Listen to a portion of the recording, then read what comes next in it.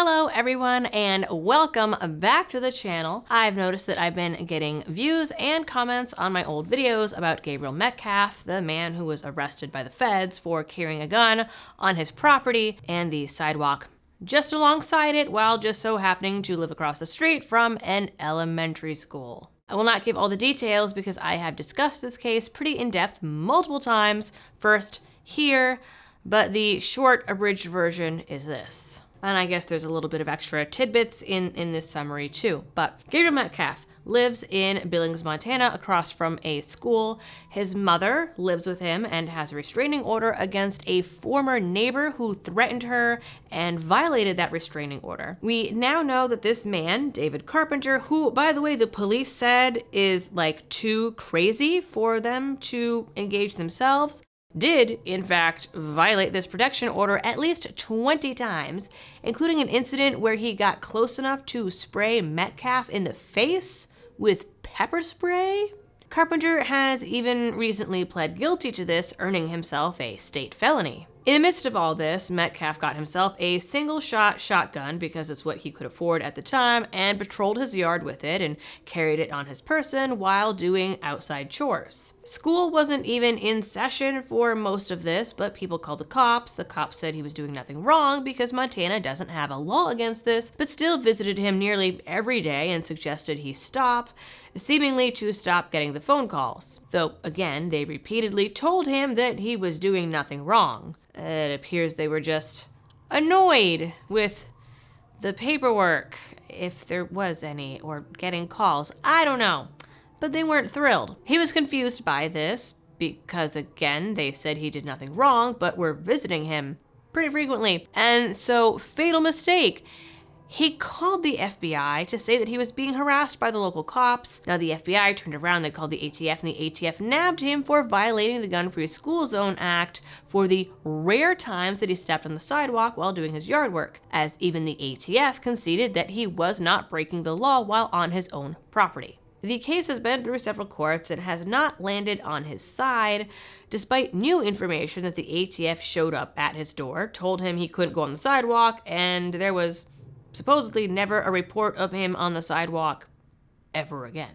Oddly enough, recent comments on those videos that I did before were asking for an update to the case, and one just so happened to come out a few days ago. Though that's probably why you were watching the old stuff. But before we get into that update, this video is brought to you by Live Free Armory. Live Free Armory is a veteran-operated manufacturer based out of sunny Florida and committed to pushing the boundaries of firearm craftsmanship and innovation using cutting-edge technology. They have an entire in-house team of engineers and industry experts, making it their goal to redefine excellence, deliver top-tier products that set the industry standard for quality, and ensure a lifetime of confidence and reliability. Live Free Armory pioneers in firearm design and development, transforming ideas into industry-leading products, and each product that leaves their facilities symbolizes American durability and reliability because they are each backed by a lifetime warranty. It doesn't get much better than that. And right now you can go check out their entire new lineup and everything else that they are up to and have to offer at their Instagram, linked down in the description. So go check them out today and see what exciting new things the firearms world has to offer. So in the most recent court appearance, Metcalf tried to say that this case was unconstitutional under Bruin and pointed out that Montana allows people to carry in a school zone if they have a gun license. And the state specifically says in their laws that anyone legally allowed to carry, because it's a constitutional carry state, is considered licensed. But the judge decided that this wasn't enough to save Metcalf because the state isn't verifying who owns guns legally versus not, even though the Constitution is their permit. She also acknowledged that the feds did a piss-poor job of arguing their case under Bruin and failed to pass the Bruin tests. So for some reason, she did it for them and decided that old laws banning guns at polling places during voting was akin to the 1,000-foot buffer zone around a school and ruled against Metcalf. Luckily, He appealed, and now he's got the support of the California Rifle and Pistol Association, the Second Amendment Foundation, the Second Amendment Law Center, Minnesota Gun Owners Caucus, Second Amendment Defense and Education Coalition, and the Federal Firearms Licensees of Illinois, which is quite the lineup. Their brief is 28 pages long, so I'm not going to dissect the whole thing for you, because a lot of the arguments also laid out within it are pretty similar to the ones that we've already seen. We've chatted about it. You know the vague points here. It points out that while the Supreme Court said that schools are sensitive places, they spoke about the school property itself and not the buffer zones around it. They point out all the ways that this runs afoul of Bruin. They, along with Metcalf's lawyer, point out that in some areas it is near impossible to cross a city or town without going through a school zone, and thus gun owners are automatically committing felonies just by driving to work or the grocery store by this judge's and the Fed's apparent interpretation of the law. Here's a little tidbit. While all the overbearing sensitive place restrictions are an affront to the Second Amendment, buffer zone laws are in their own special category because they can lead to accidental violations. Someone legally carrying a firearm in an urban environment will not necessarily know exactly when they have entered into a school zone. 1,000 feet in every direction is quite a wide radius, as it is the length of approximately 3 football fields, or a total end-to-end diameter of over 1/3 of a mile for each school zone. Given the sheer size of these zones, it can be very easy to go about one's day and stop for coffee, get gas, or even just drive near a school while otherwise lawfully carrying without realizing you have entered into a school zone.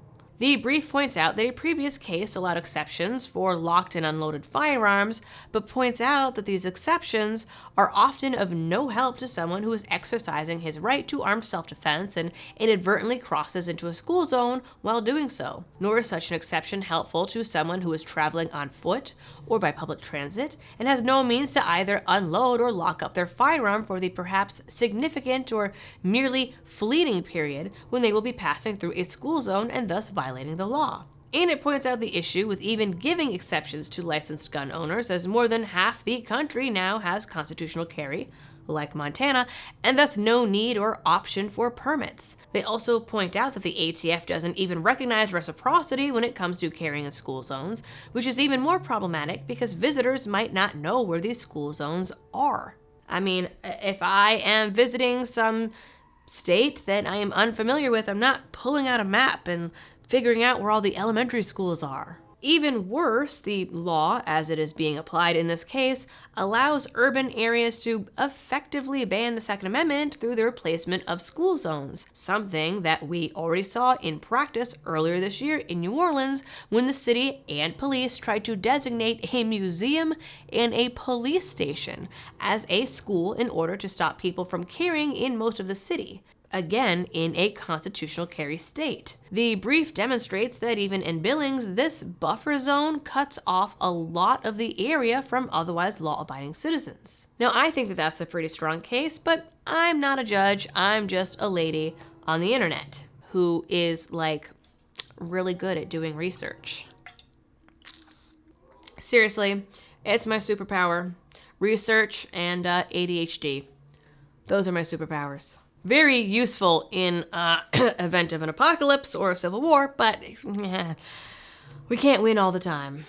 So as promised, I will keep an eye on this and keep bringing you updates. This case probably is the one to have gotten the most videos on a single topic since the 2020 gun control in Virginia and maybe the NRA doing dumb NRA things. But the case definitely has the potential to make some pretty big waves, so I will keep an eye on it. In the meantime, everyone, you guys know the drill. For all of the algorithm things, please do them. Yes, I am feeling better. I am sounding a little bit better here, as you guys can tell. I'm no longer a waitress at Waffle House. And as always, thanks for tuning in. Stay safe out there, and happy shooting. Though my voice is definitely going downhill as this video goes on, and I have one more.